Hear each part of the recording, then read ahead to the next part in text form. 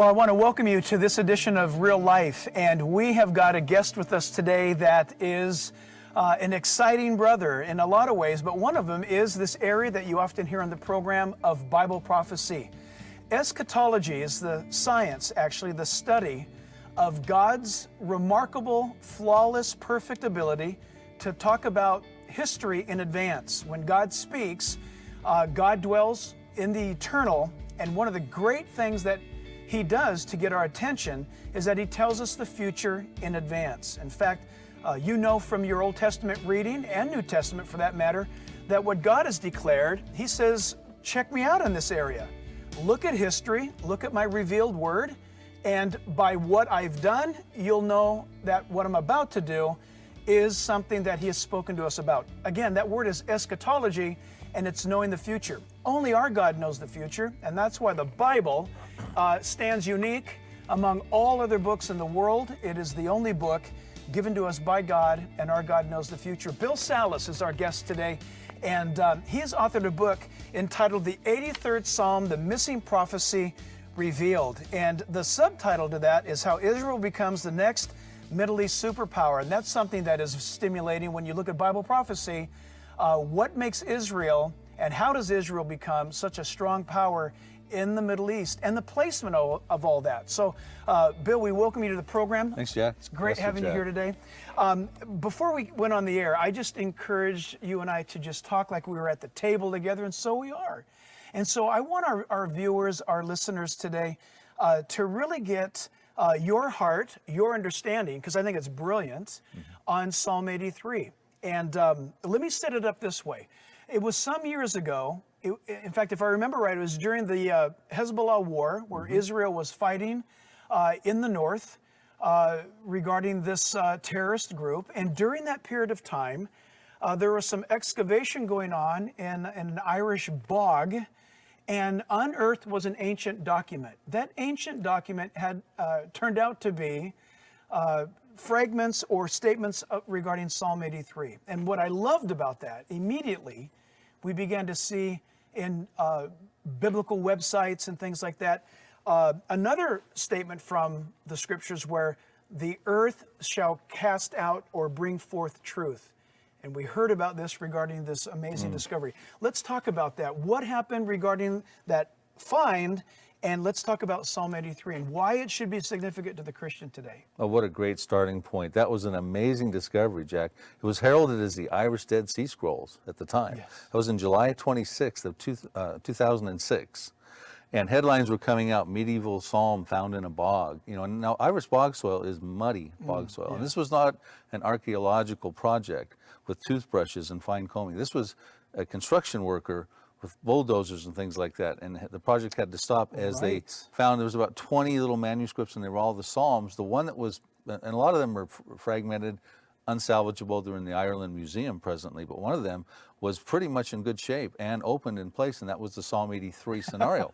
So while some headlines were talking about medieval psalm in a bog, other ones were saying Psalm in a bog connected to Israel's war. Isn't that something? So you had these two wars going on because Hezbollah and Israel were in a 34-day conflict, had been into that conflict for 2 weeks at the time of this discovery. Yes. And you recall, Israelis in the northern part of Israel were in bomb shelters for a month. That's right. As Hezbollah lobbed about 4,000 rockets into Israel, which, by the way, now they've got, some say, close to 100,000. Right. So this is still a threat to Israel.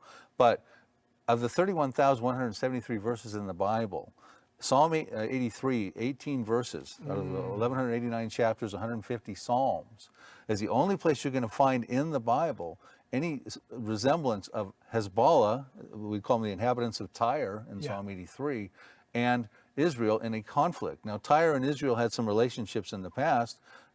King Hiram with King Solomon, they were actually cooperating together when Solomon was building the temple. Sure. But the only time you'll find a conflict is there. Yeah. So to me, is that coincidence or is that providence? Right. Exactly. At the same time, Jack, I was writing about Psalm 83. My book, Israelistine, which preceded the book you're talking about here, with the central theme of Psalm 83. This is a psalm that was overlooked, a prophecy that has been overlooked that I sincerely believe is for our time. Now, Bill, you said something that immediately gets my attention. It's a psalm that was overlooked. Let me play the bad guy for a second. Maybe I'm Joe and I go to some church somewhere and you're talking about Psalm 83. Isn't the Psalms about prayers and musical instruments? I mean, are you serious? A prophecy from a psalm? But yet we know Psalm 22, for example, the Messianic Psalm, that's prophetic. We know various Psalms are prophetic. So here you have Psalm 83.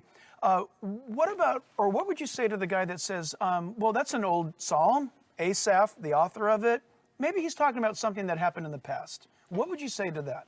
Well, a couple of the arguments that against Psalm 83 being a prophecy, especially a prophecy for our time, is one, you're right, the Psalms are simply prayers of lament or things like that, praise of God.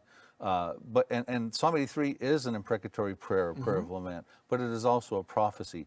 Asaph, one of King David's worship leaders, wrote about 3,000 years ago, he wrote 12 Psalms. Yeah. He was a seer, we're told in 2 Chronicles 29:30 by Hezekiah, who was talking about this, who was concerned about prophecies because he had Sennacherib coming, the Assyrian king, at 705 BC coming at him, and he's realizing there's a prophecy about Assyria written about 300 years ago by Asaph. So he's saying he's a seer. He's a prophet. That's what that means in Hebrew. Seer, prophet, beholder of vision is the word. So he was a prophet, just like Jeremiah and Ezekiel. Right. And his writing, as we read the Psalms, we'll go through part of it, I presume, here. Sure. You'll see that he is dealing with populations that form a confederacy, living in certain conditions. It talks about the tents of Edom. That would be refugee conditions, biblically speaking. He talks about Assyria helping the children of Lot, so Assyria helps Jordan. That has never happened in history until the modern times, in the wars of 48 and 67 and 73. So there's various reasons to talk about it being a prophecy, a valid prophecy. He also petitions how he wants God to deal with this confederacy, legitimate confederacy with a mandate. Now, you asked the question also, could it have already been fulfilled? Is it ancient history? Right. One of the arguments is it was fulfilled in 2 Chronicles 20, but the problem with that is you only had 3 of the 10 populations listed in Psalm 83 involved in that confrontation. That's critical. So you can't, a prophecy, as you know, when it's fulfilled meticulously. Yeah, to the letter. 100% details. Absolutely. You can't throw 3 populations and go, that must have been it. Right. Right. So you said a moment ago, a confederacy. Immediately, for a lot of Bible students today, when you use that word, we've been conditioned or trained to think the Ezekiel 37, 38 battles, the conclusion, chapter 39 as well, Ezekiel. But why? Because there is a list of nations. It seems as though, Bill, that those list of nations, again, very specific, seem to be a little bit more broader, right, than the nations listed in Psalm 83. So let me throw this at you. Ezekiel talks about Israel being back in the land again, which we ought to talk about before we wrap this up at some time. That's awesome. But they're going to be dwelling safely, at least in their thinking. They're going to feel safe. Israel's going to feel, they don't feel safe today. There's a lot going on today. Israel is very much threatened today. So something's going to have to happen for Israel to be set up as one that is dwelling in their own land, thinking they're safe. Would you say that Psalm 83 could happen before the Ezekiel battle listed? I believe that it does happen before. You've got all kinds of differences between Psalm 83 and Ezekiel 38. Yeah, tell us those. That's good. But the point is that you're getting to is that, Ezekiel 38 and 39 really is one of the most important prophecies for our time. It's 52 verses of great detail. I think God gave us so much detail. You don't have to be extreme. I mean, any of your viewers can open the Bible there to Ezekiel 38 and 39, and they're going to walk away with something there. Because God is going to use that prophecy, that momentous prophecy. It'll be the most massive, armed, and dangerous Mideast invasion of all time up to that point. That's right. To uphold his holy name in the midst of his people Israel, that the nation shall know he's God. That's what it says in Ezekiel 39:7. It does say that. They will know. In that day, they will know that he is God. Yeah, and it's important. And we see that it's stage setting with the relationships that Russia has, because this coalition, most of us would teach, is spearheaded by Russia.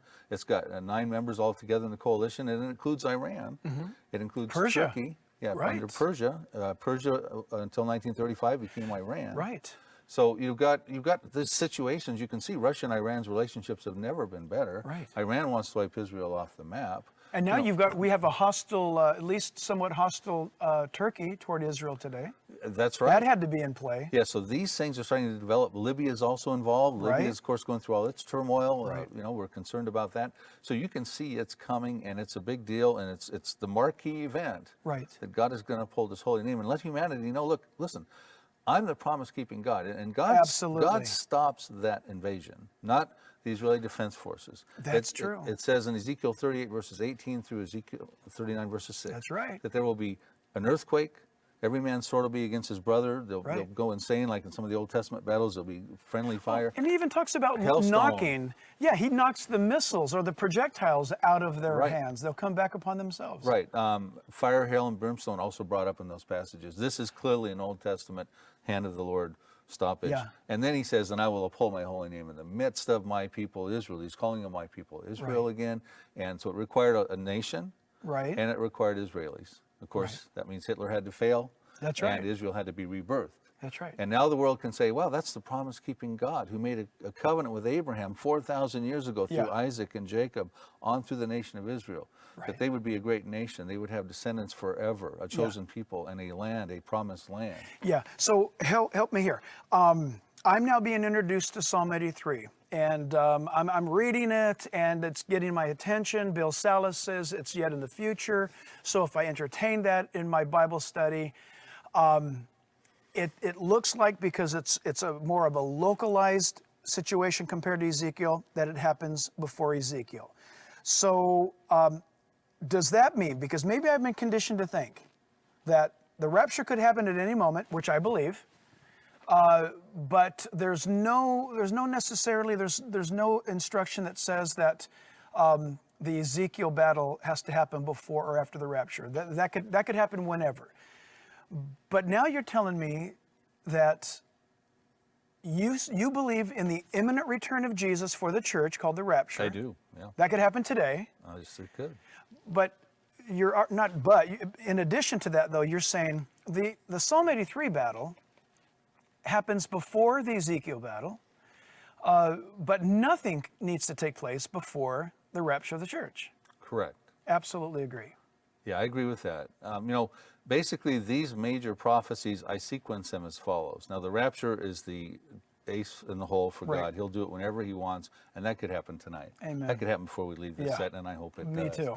Okay, but Psalm 83, the rapture could happen before, during, or after Psalm 83. Could happen before, during, or after Ezekiel 38 or 39. Yeah. Ezekiel 38 and 39 is very Israel specific. Three right. times in those verses he mentions my people That's Israel. right. And the goal is to uphold His holy name through His people Israel. The church doesn't necessarily need to be here, and the church certainly can't fit in there. I will uphold my holy name in the midst of my people, the church. Yeah. No, it's Israel. It's a big deal about Israel. The rapture could easily occur before that event, and that event is coming quickly, as is, in my estimation, the Psalm 83 event, because until Psalm 83 happens, really Israel cannot dwell securely. No, Psalm 83 right. deals with, for the viewers, a climactic concluding Arab-Israeli war. It mentions 10 populations of the Arab states that share common borders with Israel, and the terrorist populations that have burgeoned out from with those Right. terrorist states. Right. And I call them an inner circle, Right. because they share common borders with Israel. The Ezekiel 38, 9 members entirely outside of the inner circle, Broader, I call them huh? outer ring, Yeah. that have to go through the inner circle lands to even come upon the mountains Right. of Israel. Right. So we're looking at, that's one of the differences between the two. But Israel, in Ezekiel 38 and 39, has to be dwelling securely, like you said, without Right. walls, bars, nor gates. Right. There's got a 403-mile partition wall that goes through there. And they have to be dwelling in the midst of the land, and they have to be very prosperous, because Russia's coming. Right. Different motive than Psalm 83. He's They're going to coming see for the this- spoils. He's the going to be very, very much longing for whatever Israel has. Yeah, and Israel is becoming very prosperous. Oh, It's an my and that's a goodness. fulfillment Oh, of yeah. prophecy. Yeah. But are they that prosperous Israel that Russia comes together with this formidable coalition Are they dwelling securely? These are the big questions. Think about it, Jack. Interesting. It would be like Israel presently is about the size of New Jersey. That's right. So it would be like the size and scope of Ezekiel 38 and 39 would be like if the president, let's say President Obama, the president, said, look, I'm having trouble with New Jersey. Right. We need to get the rest of America and Canada and Mexico to come together in a confederacy. We need to take out New Jersey. Right. And the middle America goes, no, we can take out New Jersey. We don't need Canada and Mexico. And all of a sudden New Jersey wins a war. That's right. And expands territorially, takes over the police departments, take over the nuclear facilities over there. Next thing you know, maybe you need Canada and Mexico to come take care of it. burgeoning superpower in New Jersey. Yeah. And the same comparison could be why Russia needs that advanced coalition to come against Israel, because it may not be the same Israel we see today. Yeah. Again, let me come from this angle. I'm hearing about this for the first time. I'm having to analyze, as I should, with my Bible open, looking at current events, and at any time, Bill, jump in to add or to correct. I'm living at a time right now. Israel is on my globe. It's a real nation on a map. That's amazing. The next thing is Israel is hated by its surrounding neighborhood. That's a fact. Terrorism takes up a lot of Israel's budgets, keeping those borders secured. No doubt about that. There is a broader scope, you called it the outer ring, of nations that, according to Ezekiel, God says, I'm going to put an evil thought into the leader of that Ezekiel coalition to come against Israel. Israel will be prospering. Israel's prospering today, and they're prospering. I mean, I go there every year. I don't know how often you go, but you can physically see the change in Israel. Tel Aviv, Jerusalem, its other cities advancing. I mean, I drive around America and I see America's roads getting worse. I see America declining. You see Israel exploding, ramping up. The technology. Maybe you've seen or been on this drive. When you come into Ben Gurion Airport and head north, you drive through the very Silicon Valley of Israel, and it's Hewlett-Packard, Raytheon, IBM, all these corporations from around the world, and they're building like there's no tomorrow. Israel is fast-tracked to success. So you see these things happening, and your argument for Psalm 83 makes really good sense if you lay it out in a chronological way, in a chronological manner. And so maybe as we look at this, when you see the Islamic, not Arab, but Islamic facet of it. When I say Islamic, I'm talking terrorist motivated guys. You've got Hamas and Hezbollah. You've got other things now that have grown up in the area.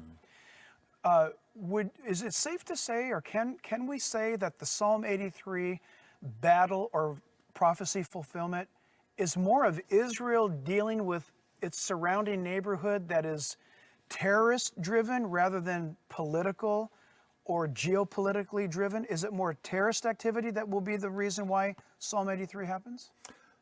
Well, I don't know if I'd exactly say it that way. Okay. They are the primary mainstay of terrorism. But remember, Iran, of course, who's not in Psalm 83. We haven't necessarily listed who's who here. Yeah. But they're known as a state sponsor, one of the biggest state sponsors of terrorism. Right. So, but what Psalm 83's motive is you've got the Arabs that don't want Israel to exist. Correct. They want to take that land that says they want to take for themselves the pastures of God for a possession in Psalm 83, verse 12. Right. So in other words, if it's a prophecy for our time, what it's about is the land of Israel and getting rid of the Israelis. That's right. And it says, I'm just going to say real quickly the first 5 verses because they're so they're so captivating. Do you want to read them or do you want me to? I can read it. Go ahead. Do not keep silent, O God, and do not hold your peace, and you jump in at any moment. And do not be still, O God, for behold, your enemies make a tumult. And those who hate you, it's God, capital Y on you, God, hate God, have lifted up their head. They have taken crafty counsel against your people and consulted together against your sheltered ones. That's amazing. They have said, so this is their rant and chant. Come and let us cut them off from being a nation, that the name of Israel may be remembered no more. For they have consulted together with one consent.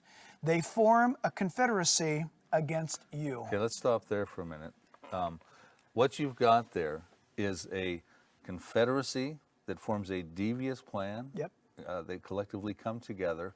Their goal is to cut them off from being a nation that the name of Israel can be remembered no more. Amazing. They don't want Israel to exist. Now we find out in verse 12 that they want the pastures of God for themselves as a possession. That's their ultimate motive. That's their ultimate Which goal. means it's very attractive for them. They're going to want that for many reasons. Well, they want another Arab state over there for the Palestinians. And so if it's a prophecy for our time, I believe it is. It means they don't want peace with the Jews. They want peace without the Jews. They don't want a two-state solution. They want one more state. They want an Arab state, and they want to wave the flag of Palestine over it. That's right. That's all part of these peace talks and everything. Right. And what are we doing? We're asking Israel.